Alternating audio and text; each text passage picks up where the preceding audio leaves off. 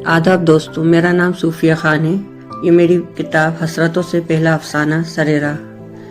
इसमें एक ऐसी लड़की की कहानी है जो किसी से बेपनाह मोहब्बत करती है और उसका इंतज़ार कर रही है। क्या उसका ये इंतज़ार कभी ख़त्म होगा या नहीं? आइए सुनते हैं। न दिन को चैन न रातों को सुकून, दिल में अरमान लिए कोई किसी का इंतज़ार करता है। हर आहट पर ये महसूस होता है वो आ गया। फूलों की महक आई, सावन की फुहारें पड़ी, उसकी याद सराबोर कर गई। एक ठंडी हवा का झोंका आया, मानो उसने छू लिया। एक अजीब सा खुमार ज़हन पे तारी रहता है। ये कैफियत सिर्फ वही महसूस कर सकता है जिसने शिद्दत से किसी का इंतज़ार करा हो। शाम का वक्त था। रीता कॉलेज से घर आ गई थी और अपने घर के बागीचे में झूले पर बैठी थी। उसके नंगे पांव गीली घास को छू रहे थे। आसमान में घरों को लौटते परिंदों का शोर सुनाई दे रहा था। फिजा में गुलाब और मोगरे की महक खुली हुई थी। ठंडी ठंडी हवा चल रही थी। मौसम बड़ा ही खुशनुमा था। इस खुशनुमा माहौल में भी रीता का दिल नहीं लग रहा था। वो उदास थी। उसके जहन में बार बार किसी की तस्वीर आकर उसे बेचैन कर रही थी। वो किसी का ख्याल, किसी का इंतजार उसे तकलीफ दे रहा था। थोड़ी देर बाद घर की नौकरानी आकर रीता से कहती है, मैम साहब खाना लगा दिया है, फिर आपको सुबह दिल्ली भी तो जाना है। फिर अगले दिन सुबह रीता तैयार होकर अपने सामान के साथ रेलवे स्टेशन पर खड़ी थी। थोड़े से इंतजार के बाद ट्रेन आ जाती है और रीता अपने सामान के साथ उसमें चढ़ जाती है। मुसाफिरों के साथ उसी बोगी में कुछ लड़के लड़कियां भी चढ़े थे जो एक ही कॉलेज के दिखाई दे रहे थे। शायद कहीं घूमने फिरने जा रहे थे। रीता को उनका हंसना बोलना सब बहुत अच्छा लग रहा था। थोड़ी ही देर बाद ट्रेन रवाना हो जाती है। रीता ने हल्के गुलाबी रंग की साड़ी बांध रखी थी। उस पर सफेद मोतियों की माला, कानों में छोटे छोटे टॉप्स, हाथों में जड़ा हुआ कंगन। उसने अपने बालों का जूड़ा बांधा हुआ था जिसकी कुछ लटें उसके चेहरे पर बिखरी हुई थी।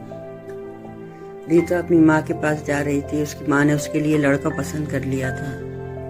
वो चाहती थी कि रीता उस लड़के को देख ले और शादी तय हो जाए, लेकिन रीता शादी नहीं करना चाहती थी।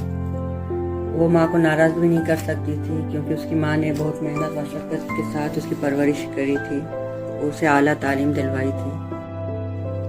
रीता जयपुर के कॉलेज में लेक्चरर थी और छुट्टियों में माँ के पास जाती रहती थी। रीता को लड़के लड़कियों का हंसी मजाक करना, बातें करना बहुत अच्छा लग रहा था। रीता खिड़की से बाहर का मंजर देख रही थी। ठंडी हवा उसके रुखसार को बार बार छू रही थी। बाहर का मौसम ही बहुत सुहाना था। हरियाली, पहाड़, नदियाँ। रीता माजी की यादों में खो जाती है। उसे याद आता है वो अपना एक बहुत पुराना सफ़र, जब वो अपनी सहेलियों के साथ कॉलेज ट्रिप पर जा रही थी। उसी ट्रेन की बोगी में कुछ लड़के भी बैठे थे। थोड़ी देर के बाद उन लड़कों में, रीता और उसकी सहेलियों में आपस में दोस्ती हो जाती है। उन्हीं लड़कों में एक लड़का सिद्धार्थ, भूरी आंखों वाला, सांवला सा, बेहद स्मार्ट, जो कि रीता को बहुत पसंद आता है। वो भी रीता में काफ़ी दिलचस्पी लेता है। रीता उस दिन बहुत खूबसूरत लग रही थी। उसने गुलाबी रंग का चूड़ीदार सूट पहन रखा था। उसने अपने सुनहरी लंबे बालों को खोल रखा था। कानों में बड़ी बड़ी बालियां पहनी थी जिसमें सफेद मोतियों की झालर थी। रीता बहुत खूबसूरत लग रही थी। जो भी उसे एक बार देखता बस देखता ही रह जाता। उस सिद्धार्थ उसको देखते हुए एक गाना गाता है, चलते चलते मेरे ये गीत याद रखना, कभी अलविदा ना कहना। फिर ऐसी ही हंसी मजाक बातें करते हुए सफर खत्म हो जाता है। ट्रेन अपनी मंजिल पर पहुंचती है। रीता के साथ साथ सिद्धार्थ भी गाड़ी से उतरता है और कुछ कदम रीता के साथ चलते रहने के बाद कहता है, अच्छा रीता, ओके, टेक केयर, चला जाता है। रीता वहीं खड़ी रह जाती है। थोड़ी देर के बाद रीता घर के लिए रवाना होती है, लेकिन रीता के सारे वजूद पे सिद्धार्थ ही छाया हुआ था। बमुश्किल उसकी रात गुजरती है। फिर सुबह होती है। उसके ख्यालों में फिर सिद्धार्थ आ जाता है। दिन भर वो सिद्धार्थ के बारे में सोचती रहती है, उसी के ख्यालों में रहती है। उसे सफ़र याद आता है। सिद्धार्थ का नजरें चुरा चुरा कर रीता को देखना याद आता है। उसी के ख्यालों में गुम रहती है। इसी तरह 2-4 दिन गुजर जाते हैं। फिर एक दिन रीता कांपते हाथों से सिद्धार्थ को फोन करती है। सिद्धार्थ फोन उठाता है। हेलो।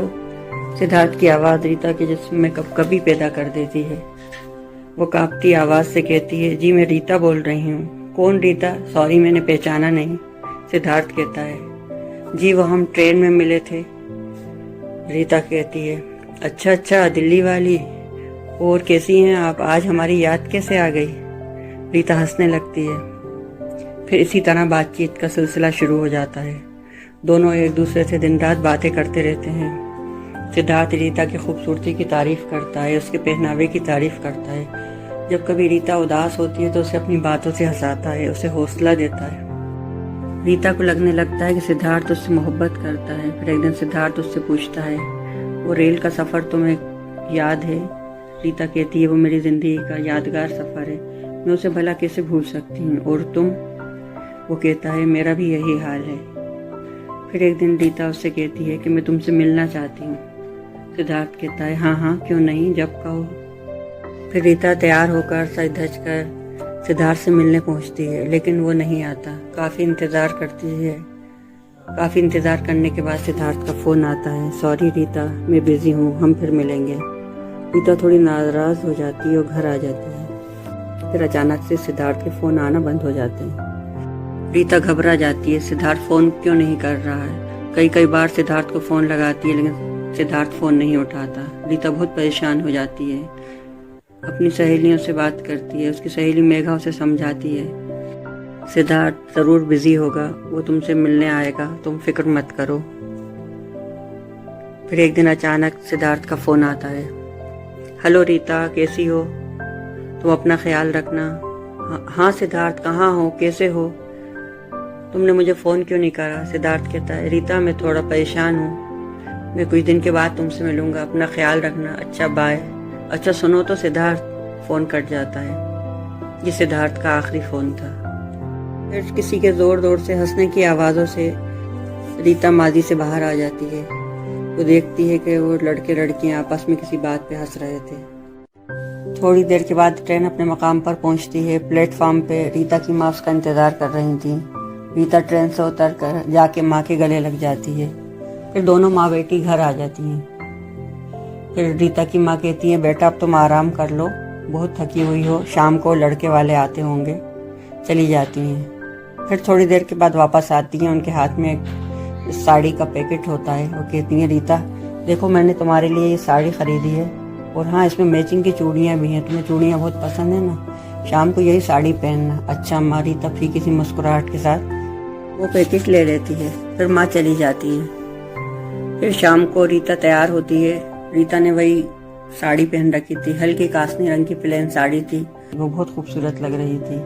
थोड़ी देर में माँ आ जाती हैं। बेटी को देख के बहुत खुश हो जाती हैं। अरे मेरी बेटी कितनी प्यारी लग रही है। और अपनी आँख का काजल निकाल कर रीता के नज़र का टीका लगा देती हैं।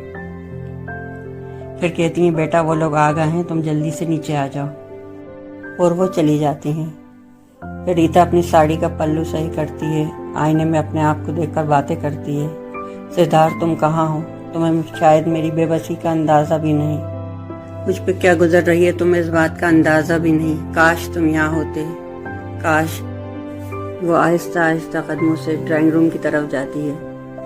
फिर जैसे ही वो ड्राइंग रूम में कदम रखती है, वो ठिठक जाती है। उसको अपनी नज़रों पर यकीन नहीं होता। वो खुशी में कांपने लगती है। उसका मायूस चेहरा खिल उठा था। उसके दिल की धड़कनें तेज हो गई थीं, क्योंकि उसके सामने सोफे पे सिद्धार्थ बैठा था। लेकिन क्या वाकई रीता का इंतजार खत्म हो गया था?